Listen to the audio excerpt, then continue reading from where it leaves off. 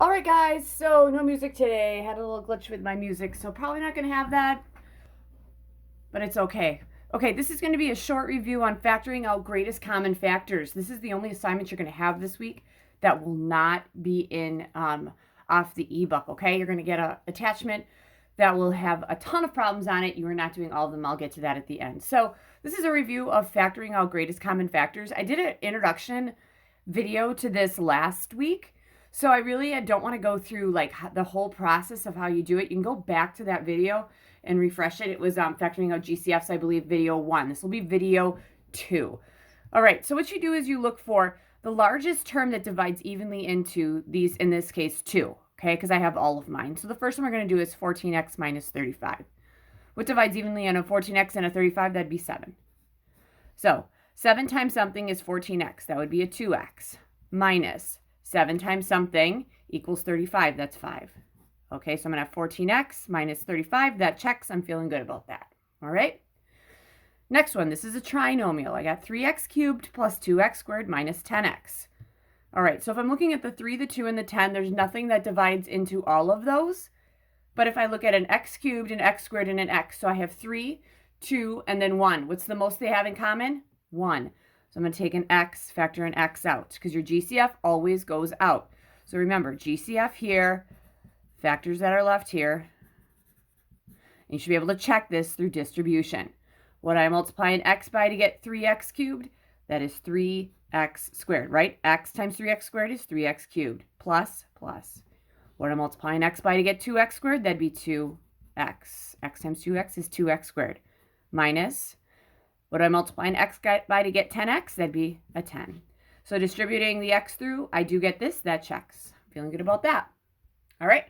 Third one, 18x to the fourth plus 30x cubed minus 6x squared. So that's a lot of stuff. So 18, 30, and 6, they have a common factor of a 6 in them. Ooh, got a little ahead of myself. Now, as far as the x's go, I have 4, 3, and then 2. What's the most all of them have in common? 2. So we're going to take out an x squared. All right. So what I multiply 6x squared by to get 18x to the fourth, that'd be 3x squared.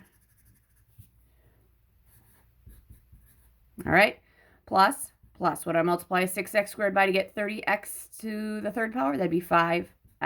Minus what do I multiply 6x squared by to get 6x squared? Not 0, it's 1.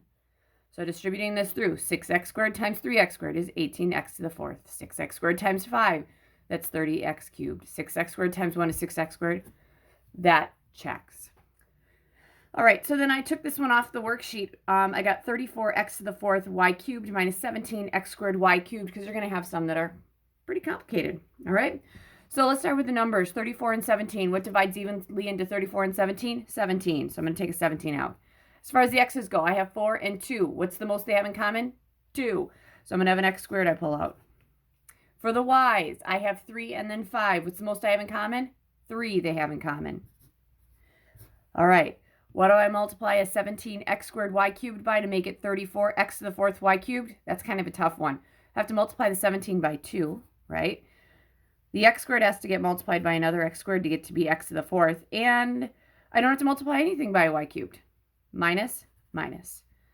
All right, what do I multiply a 17x squared y cubed by to get 17x squared y to the fifth? Again, this is tough. What do I multiply a 17 by to get 17? That'd be 1.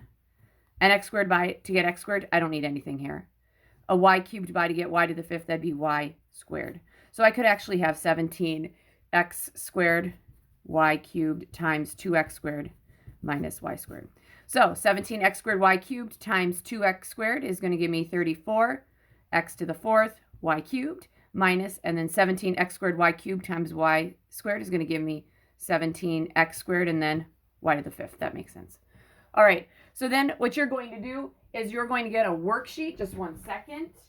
It has on the top, it's a 10-2 practice worksheet. And you are going to do the evens. Now, on the first 2, if you have a hard time with the filling in the blank, just redo the problem. You're just filling in the blank. And if you don't get those, it's not a big deal as long as you get the other ones. All right, so this is your second assignment of the week. Good luck.